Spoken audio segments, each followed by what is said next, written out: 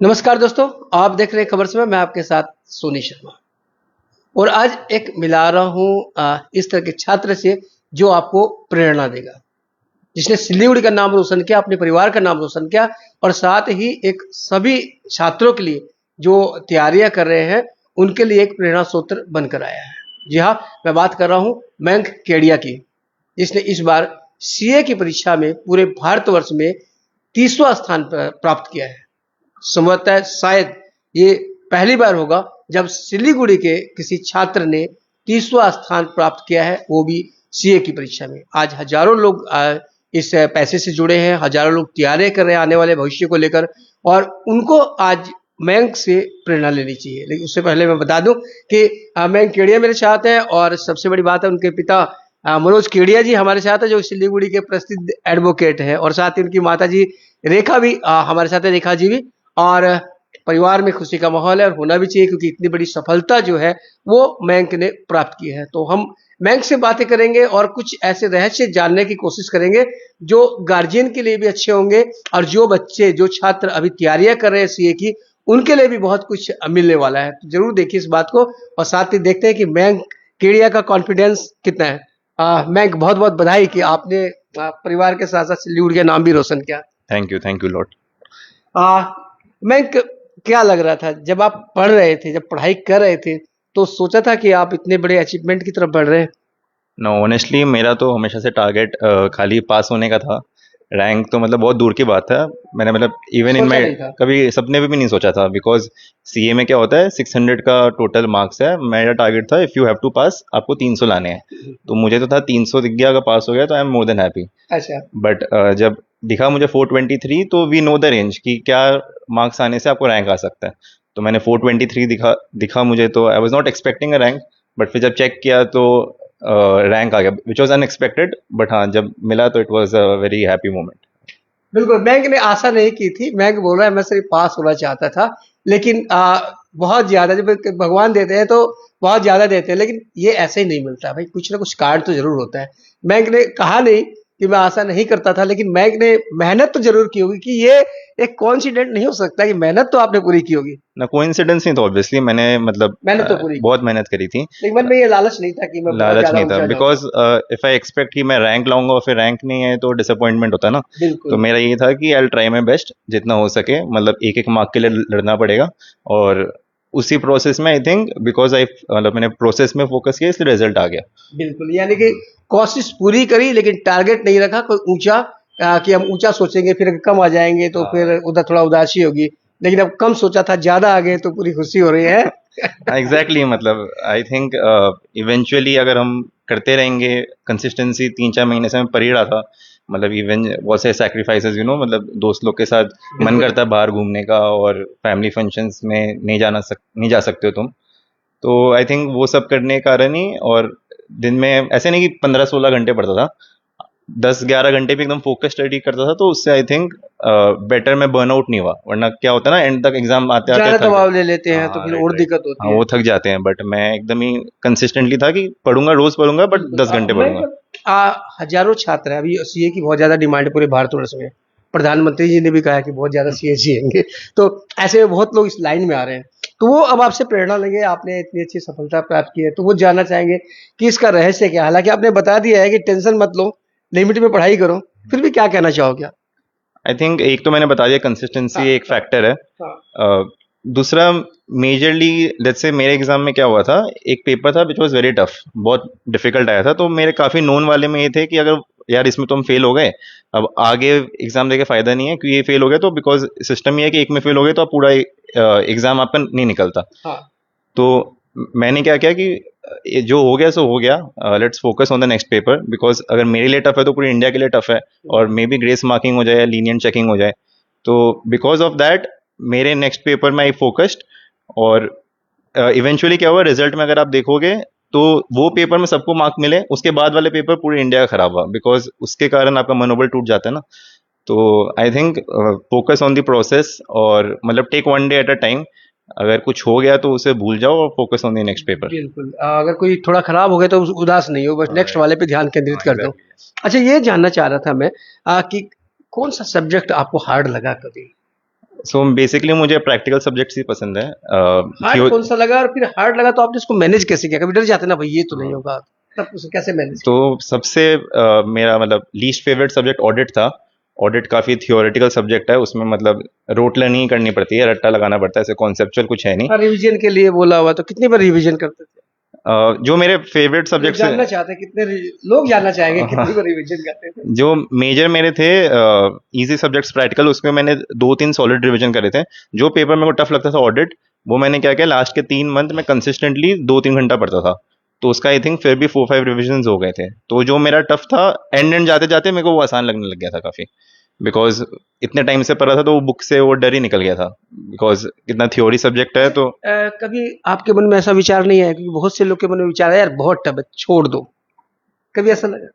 ना, टफ तो या है नो डाउट, मतलब हाँ, देखो पास परसेंट तो अराउंड 10% रहता वो है। तो सभी कर लेते हैं, अगर इजी होता तो फिर हाँ, सभी सीए बन जाते। हाँ, अगर वो वैल्यू नहीं रहेगी ना, अगर सब हाँ बन जाए हाँ।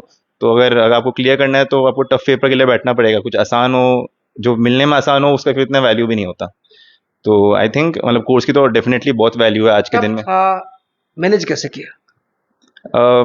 देखो मैनेज का तो यही रहता है कि आई थिंक काम रहना बहुत इंपॉर्टेंट है, बिकॉज बहुत टाइम हम पैनिक में अपने लिए थिंग्स हाँ, डिफिकल्ट कोई कर लेते हैं ना। कुछ पैनिक हो हाँ, जाता है, हाँ, क्या करें यार छोड़ दो, नहीं होगा मेरे हाँ, से, ऐसा बहुत से लोग सोचने लगते हैं। तो उस समय क्या करें, उस समय आई थिंक कभी कभी कैसे अपने आप सीखें? को ब्रेक ब्रेक दे दिया करो। ऐसा ही है कि पढ़ रहे हो तो 15-16 घंटे पढ़ रहे हो, इट्स ओके कि एक हफ्ते में आप एक बार कभी जा रहे हो, दोस्तों के साथ जा रहे हो, घर में ही कहीं मूवी वगैरह देख लो या कुछ कर लो, बट पैनिक मत हो। इवेंचुअली अगर कूल रहोगे, काम रहोगे, तो थिंग्स फिगर आउट कर लोगे। तो फेल होने का कभी डर लगता था कि फेल हो जाऊंगा? ना, वो जो मैंने आपको बताया ना टफ पेपर था, उसके बाद तो मुझे भी लग रहा था कि ये अटेम्प्ट तो गया, मई में नहीं निकलेगा, नवंबर में देना पड़ेगा। बट मैंने सोचा जो तो हो आपने गया। यहाँ तक सोच रखा था आप हाँ, टॉपर, और आप सोच रहे थे कि फीस देना पड़ेगा? ना, खाली उसके बाकी पेपर्स में बहुत अच्छे गए, उसके कारण मुझे लग रहा था कि उसमें हो सकता है पास नहीं हूँ, but I think God's grace ही था कि नहीं उसमें बिल्कुल पास तैयार, हो। आगे के लिए भी तैयारी करे थे, कोई बुराई नहीं है। देखिए हो सकता है कि एक बार में सफलता न मिले, ऐसा हो जाता है, लेकिन आपको तैयारी रखनी है। फर्स्ट अटेम्प्ट नहीं तो सेकंड में हो जाएगा, हाँ, राइट। थर्ड में भी हो सकता है। ना, सेकंड अटेम्प्ट का तो नौबत नहीं आना था। आप ही नहीं कह रहा हूँ, और जो कह हाँ, रहा बट हूँ उनके उनके और लिए। बहुत लोग होते हैं जो रिपीटर्स होते हैं, हाँ हाँ। उनको वही रहता है कि मतलब don't lose hope. Second attempt, third attempt, eventually आप सीए तो बनोगे। हो सकता है आपके फेट में, डेस्टिनी में ये लिखा है कि आज नहीं 6 महीने बाद बनोगे। तो चले मयंक से तो बातें करिए, लेकिन भाई कहते हैं ना कि हर सफलता के पीछे किसी न किसी का हाथ होता है, और कहते हैं कि महिला का हाथ तो सबसे ज्यादा होता है। वो महिला माँ भी हो सकती है, और माँ ही होती है। तो माँ हमारे साथ है रेखा जी, उनसे पूछते हैं कितनी खुशी हो रही है मयंक को लेकर आप? खुशी का तो मतलब कोई अंदाजा सीमा नहीं। नहीं है, बता नहीं सकते शब्दों में, लेकिन खुशी बहुत है। आपने सोचा था कि मयंक इतनी बड़ी सफलता मयंक के लिए हमेशा कॉन्फिडेंट रहते हैं। मयंक शुरू से क्लास 1 से लेके हमेशा टॉप किया क्लास में भी। वो कॉन्फिडेंट था, आप कॉन्फिडेंट थे कि नहीं थे, ये बताओ? नहीं, जब रिजल्ट आया तब तो थोड़ा थोड़ा मन डर रहा था, क्योंकि सीए का जो एग्जाम है वो बहुत टफ है, तो उसके लिए थोड़ा थोड़ा डर रहा था, लेकिन मन कह रहा कभी था कि डांटते, नहीं। पढ़ने के लिए डांटते नहीं, थे? कभी आज तक मेरे को याद नहीं है कभी मैं पढ़ लो भी बोला है मैंने इसको। अच्छा, कभी हमेशा डांटने की नौबत नहीं नहीं आई? नहीं नहीं, शुरू से ये पढ़ने बैठता था, अपना टाइम से पढ़ने बैठता था, और सिर्फ पढ़ाई नहीं, ये और एक्टिविटीज में भी बहुत अच्छा था। ये नहीं कि सिर्फ पढ़ते रहता और तरफ नहीं था, और सब तरफ भी खेल कूद में या फिर दोस्तों से। स्कूल का प्रीफेक्ट था तब, क्लास 12 का एग्जाम था तब, मेरे को टेंशन रहता था कि पढ़ाई और ये दोनों कैसे मैनेज करेगा। बहुत अच्छा से दोनों मैनेज किया इसने। 10 और 12 भी अच्छी तरह किया? हाँ हाँ, 10 में भी टॉप किया, 12 में भी टॉप किया, स्कूल का प्रीफेक्ट भी था और बहुत सारी जिम्मेदारी थी, सब साथ में बहुत अच्छे से किया इसने। बिल्कुल, बोलते हैं ना कि होनहार बिरवान के होत चिकने पात। जो बच्चा शुरू से ही टैलेंटेड रहता है, वो शुरू से ही टैलेंट दिखाता है, और उसी का उदाहरण है मयंक। मयंक, जैसे कि उनकी मम्मी ने बताया कि रेखा जी ने कि 10वीं और 12वीं की परीक्षा में भी उसने टॉप किया, और हमेशा वो टॉपर ही रहे, और कभी ऐसी नौबत नहीं आई कि मम्मी को डांटना पड़े पढ़ने के लिए। और कभी ये डांटा कि ज्यादा क्यों पढ़ते हो? नहीं नहीं नहीं, हाँ नहीं, मैंने देखा जब ज्यादा भी नहीं पढ़ता? जब ये पढ़ रहा होता तो थोड़ा देर के बाद देखता कि मम्मी मैं फ्रेंड लोग के साथ बाहर जा रहा हूँ, ये चीज भी ये बैलेंस करके रहता। तो ये चीज नहीं है कि दिन भर पढ़ते रहता है या फिर दिन भर, ये बैलेंस करने जानता है, ये चीज बिल्कुल, मैंने देखा। सभी जो छात्र है सीए की जो तैयारियां कर रहे हैं, उनके लिए एक ये मूल मंत्र हो सकता है कि केवल पढ़ाई का टेंशन मत लो, थोड़ा समय अपने को भी दो। जब, जैसा कि मयंक ने बताया कि जब लगे बोर हो गए, हार्ड हो रहा है, मन नहीं लग रहा है, तो थोड़े निकल जाओ मन को हल्का करने के लिए, क्योंकि आप जरूरी नहीं कि आप 15 घंटा 17 घंटा 20 घंटा पढ़ोगे तो ही सफलता मिलेगी। अगर आप बिना टेंशन लिए अच्छी तरह अगर आप 8-10 घंटे पढ़ते हो तो भी मयंक की तरह सफल हो सकते हो, इसमें कोई दो राय नहीं है। बात करते हैं पापा, पापा दी ग्रेट। अब मनोज केडिया, परिचय के तो मोहताज नहीं है, पर मुझे लगता है कि प्राय सभी लोग जानते हैं मनोज केडिया जो कि परिचित एडवोकेट है। मनोज जी, पापा बहुत तो एडवोकेट है ही। बस मैं एडवोकेट हूँ और ये सीए हो गया। अब बहुत अच्छी बात है और बहुत पूरे परिवार में पूरे समाज में जितने भी मेरे वेल्यू सर हैं दिन भर फोन values आ रही होगी। सबकी वेल्यू से साथ ही है और बहुत अच्छा लगता है कि बेटा जो इतने अच्छे रैंक से पास किया है तो उससे आपको कितनी खुशी हो रही है? मेरे को तो बहुत खुशी हो रही है।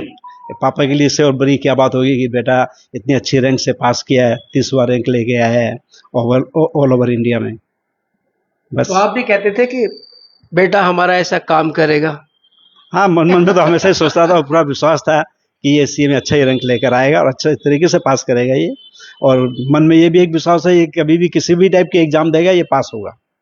ये हमेशा तो विश्वास मनोज जी, है। अब तो जब इतनी अच्छी रैंक आई है तो इसके पास तो जॉब के ऑफर आने शुरू हो गए होंगे। हाँ, ऑलरेडी 2-3 कंपनी से आ चुके हैं ऑफर, लेकिन इसके ऊपर ही डिपेंड है ये जॉब करेगा या पापा अपने पास रखेंगे ना, पापा जॉब तो में हमेशा चाहेगा कि अब बेटा पापा के साथ ही रहे। बिल्कुल आप यही चाहेंगे, हाँ, मैं यही तो हो हमेशा जाए। यही चाहूंगा। अब इसके ऊपर डिपेंड है कि ये क्या करे। नहीं, क्या चाहोगे, जॉब ना पापा मम्मी के साथ ही यहीं पर अपना पर्सनल? ना, मैं तो स्टार्टिंग से था कि मतलब वट एवर आई डू मैं अपना खुद का ही करना चाहूँगा। तो आई एम एक्सप्लोरिंग अभी अपॉर्चुनिटी, अभी फाइनल नहीं करा है। ऑब्वियसली जॉब के ऑफर्स आने लग गए हैं, बट सोच यही है कि जॉब किया नहीं जाए, कुछ लोगों को जॉब दिया जाए। इवेंचुअली वही प्लान है कि मतलब अपना खुद का प्रैक्टिस करूं, बिकॉज अल्टीमेटली मतलब खुद का ही फर्म करने का है। बट अभी ये डिसाइड नहीं है कि maybe I might go for a job और से प्रैक्टिस करने लग जाऊं। तो चलिए क्वेश्चन और पूछ लेते हैं।